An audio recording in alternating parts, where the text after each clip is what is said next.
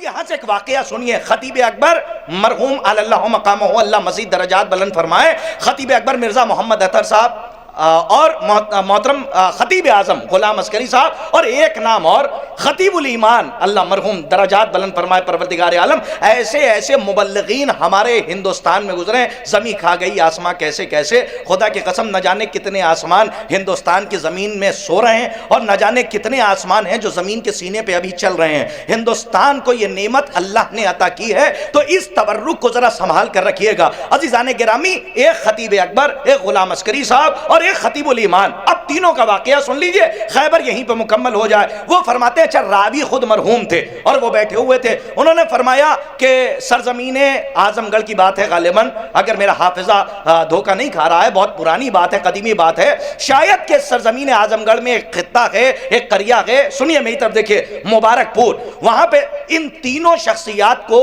مجلس خطاب کرنی تھی. اب پہلی مجلس خطیب اکبر کو پڑھنی تھی، دوسری مجلس خطاب کرنی تھی خطیب الایمان کو، اور تیسری مجلس خطاب کرنی تھی خطیب اعظم یعنی غلام عسکری صاحب مرحوم اللہ درجات بلند فرمائے ان کو. تو خطیب اکبر کا فرمان ہے، وہ فرماتے ہیں خود راوی وہی تھے اور انہوں نے روایت کی، انہوں نے بیان کیا. اب معتبر راوی اور معتبر روایت، وہ فرماتے ہیں کہ پہلی مجلس تو میں نے خطاب کی اور فرمایا کہ پہلی مجلس میں بھئی چھلک رہا تھا مجمع تا حد نظر. اور خدا کی قسم مبارک پور بڑی عظیم زمین ہے، اور عزاداری کے حوالے سے بھی اور محافل کے حوالے سے بھی بہت یعنی فعال طبقہ وہاں پہ رہتا ہے. یعنی جشن بھی بڑی دھوم سے کرتے ہیں اور عزاداری بھی جوک در جوک مجمع آتا ہے. اور وہاں دیکھیے آپ جا کر یقیناً بے پناہ آپ کو خوشی ہوگی جس طریقے سے عزاداری ہوتی ہے اور جشن ہوتا ہے. بھئی مجمع تا حد نظر تھا. خطیب اکبر نے فرمایا کہ اس وقت میں نے 3 گھنٹے خیبر پڑھی.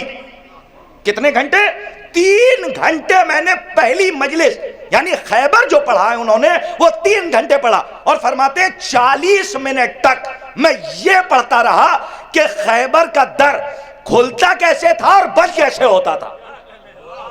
40 منٹس مانے رکھتے ہیں، 40 منٹس میں تقریر مکمل ہو جاتی ہے. خطیب اکبر فرماتے ہیں 40 منٹ تک میں یہی پڑھتا رہا کہ خیبر کا در کھلتا کیسے تھا. بھئی 40 لوگ پکڑ کے کھولتے تھے اور پکڑ کے بند کرتے تھے، ایک آدمی سے نہیں کھولتا تھا. خطیب اکبر فرماتے ہیں کہ 40 منٹ تک میں یہی پڑھتا رہا کہ خیبر کا در کھلتا کیسے تھا اور بند کیسے ہوتا تھا. شاید ایک ہی جملہ کافی ہو آپ کی بیداری کے لیے. وہ فرماتے ہیں جیسے ہی میں پڑھ کے ہٹا تو مجمع کا عالم یہ تھا کہ پورا مجمع کہہ رہا تھا کہ مجلس تو اب ہو گئی صاحب، اب اس کے بعد کوئی پڑھنے والا نہیں ہے. دوسری مجلس پڑھنی تھی خطیب الایمان طاہر جرولی صاحب مرحوم کو. اب دیکھیے ایک ایک جملے سے کیسے پورا میدان فتح کیا جاتا ہے، یہ ہمارے بزرگوں نے ہمیں سکھایا. بھئی 3 گھنٹے کا نشہ صرف ایک جملے سے اتار دیا تھا، اور یہ اطہر صاحب کا جملہ ہے جو مجلس پڑھ کے ابھی اترے. وہ فرماتے ہیں جیسے ہی طاہر جرولی صاحب خطیب الایمان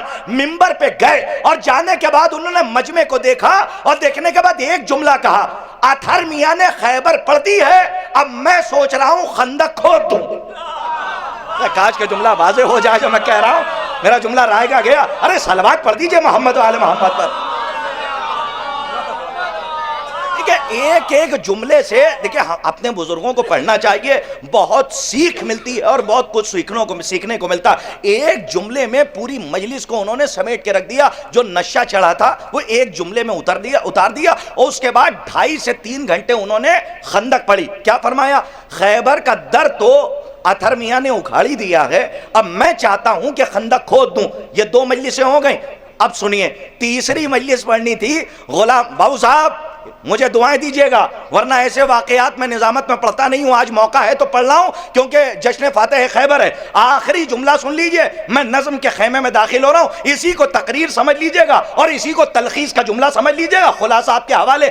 2 مجلسیں اسد نصیر آبادی صاحب ہو گئیں. اب تیسری مجلس خطیب اعظم غلام عسکری صاحب کو پڑھنی تھی. اب ہوتا یہی ہے صاحب، ہم نے پہلی پڑھ لی، آپ نے دوسری پڑھ لی. اب سوچ یہ رہے کہ 2 تو پڑھ ہی دی ہے، اب مجمع کہاں تک برداشت کرے گا. تو وہاں بھی کچھ ایسا ہی ہوا. مرحوم نے فرمایا کہ ہم بھی یہ سوچ رہے تھے کہ اب کیا پڑھیں گے اور کیا پڑھا جائے گا، لیکن اب چونکہ بزرگ تو بزرگ ہے. اب خطیب الایمان کا جملہ سنیے خطیب اکبر کی زبانی. وہ کہتے ہیں کہ نہیں ابھی دیکھتے رہیے، آخری مجلس خطیب اعظم غلام عسکری صاحب کو خطاب کرنی ہے. جب وہ رات میں آئے 2 مجلسیں دن میں ہو چکی تھیں. مجمع کو بٹھایا, بیٹھ کے پوچھا کہ کس نے کیا پڑھا. خطیب اکبر کے لیے انہوں نے کہا خیبر پڑھی, کہا خطیب الایمان نے کہا خندق کھود دی. کہا جیسے ہی منبر پہ بیٹھے خطبہ ختم کیا, مجمع کو دیکھا, آنکھوں میں آنکھیں چیرنے ڈالی, ایک مرتبہ ایک جملہ کہا جب خیبر پڑھ دی گئی, خندق کھود دی گئی, اب میں چاہ رہا ہوں کہ علی کے بیٹے کے فضائل پڑھوں. نہیں, ابھی بھی میرا مجمع پہنچا نہیں. جیسے وہاں والے نہیں پہنچے تھے ویسے ہی آپ بھی نہیں پہنچے. میں اگر سوال کر لوں تو میں اپنی بات میں بالکل 100% صحیح ہو جاؤں گا. اگر میں آپ سے سوال کروں اور جواب یہی ملے گا, علی کے بیٹے کے فضائل, آپ کیا سوچ رہے ہیں؟ اس کا مطلب کیا تھا بھئی؟ انہوں نے خیبر پڑھی, انہوں نے خندق. اب غلام عسکری صاحب جب بیٹھے تو انہوں نے کہا آج میں سوچ رہا ہوں علی کے بیٹے کے فضائل پڑھوں. تو کیا مولا عباس, دیکھیے یہی مجمع نے کہا تھا کہ آپ اس کا مطلب صفین پڑھیں گے, لیکن صاحب اگر یہی خطیب کر دے تو پھر وہ خطیب اعظم کیا؟ انہوں نے کہا علی کے بیٹے کے فضائل آج پڑھوں گا. نیچے سے آواز آئی جنگ صفین کا نہیں, حسین ابن علی کی جنگ.